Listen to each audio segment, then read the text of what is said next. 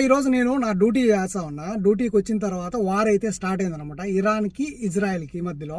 నాకు కూడా మా వైఫ్ ఫోన్ చేసి రూమ్ నుంచి నాకు సౌండ్స్ వినిపించిన ఈ విధంగా ఎక్కడున్నావు అని చెప్పేసి.